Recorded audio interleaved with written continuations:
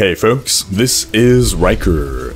Let's talk about the resolution to the Season 3 Bloodshard exploit in Diablo 3 and explain why it was a big win for Blizzard and the community. Now, shortly after Season 3 started, a huge exploit went public that allowed players to rapidly gain thousands and thousands of Bloodshards. Now, one of the big reasons that this exploit went public was because a streamer named MannerCookie was streaming himself doing it and explaining how it is done. As word of this spread in the community, top players were scrutinized, and a lot were seen to have an inordinate amount of Bloodshards, given how far into Season 3 they were. Without question, these people were abusing the exploit extensively. If you did a side-by-side comparison to a quote-unquote clean streamer like Quinn69, who had been streaming something like 13 hours a day since the release of Season 3, it was clear as day that there was absolutely no way that these other top players could have been so far ahead. The community was outraged as, once again, an exploit seemingly had ruined the season, and as usual, the community asked Blizzard to take action. Now at this point, things were looking very much like they were at the start of Season 1. When Season 1 released, there was this huge XP exploit. Top-end players, streamers were abusing of it to gain a huge Paragon level advantage. Again, the community was outraged. They demanded that these people be banned. And what happened back in Season 1? Well, nothing really. The exploiters went unpunished. Season 1 was arguably ruined in the eyes of many members of the community. But worse, really, a precedent was set that this was okay.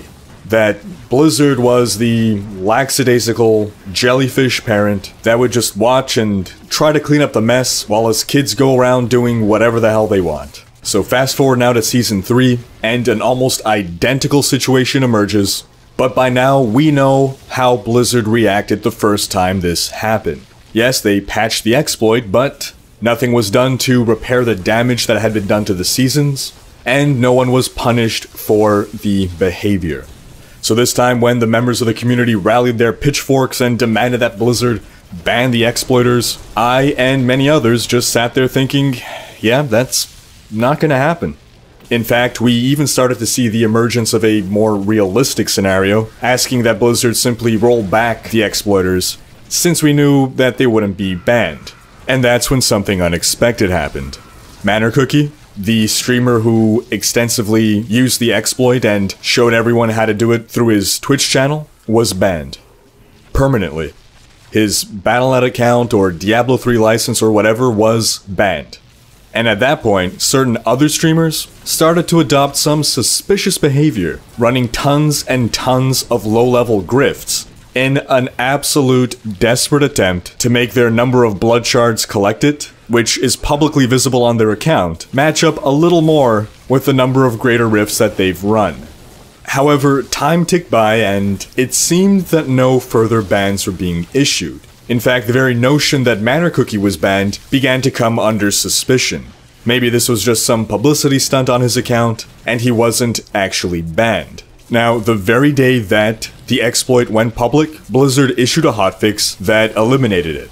And they stated that they were in the process of actioning accounts which have been found to be actively using this exploit to gain an unfair advantage.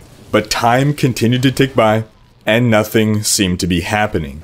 That's when characters started to disappear from the leaderboards. It was April 21st, less than 1 week after the exploit went public, that Blizzard posted a note saying that accounts which were found to have both used the exploit excessively and publicly promoted its use were permanently banned, and that accounts which were found to have used the exploit excessively but did not publicly promote it were rolled back and their associated heroes removed from active leaderboards, both on seasonal and non-seasonal. They also noted that accounts which were found to have used the exploit to a limited degree, or quickly stopped once they realized the scope of what was happening, were pardoned. And I quote, "We understand these situations can inspire a certain level of curiosity, and that it may not always be immediately clear if you're undermining intended game mechanics. Mistakes happen, but we hope this leniency won't be taken for granted in the future." End quote. What just happened? that was Blizzard coming out winning in this debacle. This was a huge win for Blizzard. In one calculated and masterfully executed move, they saved the integrity of Season 3 by ensuring that it was no longer polluted by characters that had an unfair advantage over others. They appeased the community by punishing those brought to trials in the witch hunts, and they redeemed their own reputation. They set a new precedent saying, we're not gonna tolerate this shit, and if this happens again, we're gonna come down on you hard. Respect is something that is earned. And people aren't respecting you if they feel that they can cheat through your game with no repercussions because you're not going to do anything about it. Now the best thing here is that this was not just a win for Blizzard. This was a win for the community as a whole. The integrity of Season 3 was saved. And best of all, we could all now feel a little more secure that when Season 4 rolls around, we're less likely to see an exploit. Or if we do see one, we can rest assured that only a fraction of the number of people who use the exploit will dare try to use one again now that we know that Blizzard takes action. Now let me know what you think. Let me know what you think about how Blizzard handled this. The only person who seems to have really been banned was Manor Cookie. Most players simply got rollbacks. Do you think these punishments were fair? Do you think they were warranted at all? Should more people have been banned? Should Manor Cookie have been let off the hook? You could argue that it's thanks to Manor Cookie that this became public and forced Blizzard's hand to react swiftly to it. Or maybe you think that Manor Cookie and everyone else that explained to people how to do this exploit, including myself, are scumbags, that we shouldn't have gone and made it public. I've had people tell me, Riker, you're a hypocrite. You are benefiting from this exploit. With the implication being that while maybe I don't use the exploit in-game, by making a video about it, I will get views, and that benefits me. And that's a fair point to argue. Obviously, I wouldn't bother making a video about something unless I wanted it to be viewed. And while you may think that I did something morally wrong by explaining to people how to perform this exploit, I respectfully disagree with your opinion. You see, I believe that information should be free. And censorship, the withholding of information, of knowledge, is a very disquieting concept in a free society. People were finding out that there was an exploit, and they wanted to know what it was.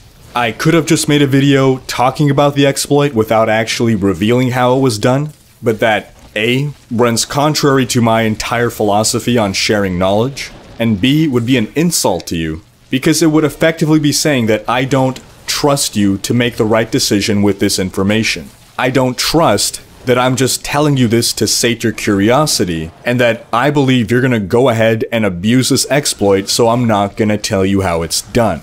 Now you might argue, well, you should have known that it's wrong to spread information about this because Blizzard doesn't want us doing that. And it is true that Blizzard generally tries to censor discussions about exploits, generally tries to stop that information from spreading, and is definitely against having people spread the information that exploits exist and especially how to perform them. And despite what I just said before about censorship, I don't fault Blizzard for that.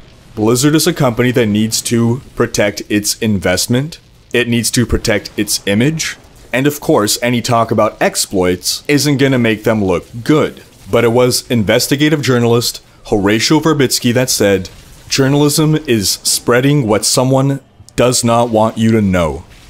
The rest is propaganda. That wraps up this video. Thanks for watching. Check out these other videos, and if you enjoyed this one, share with friends, leave a comment, hit like, and subscribe to join Riker's Raiders.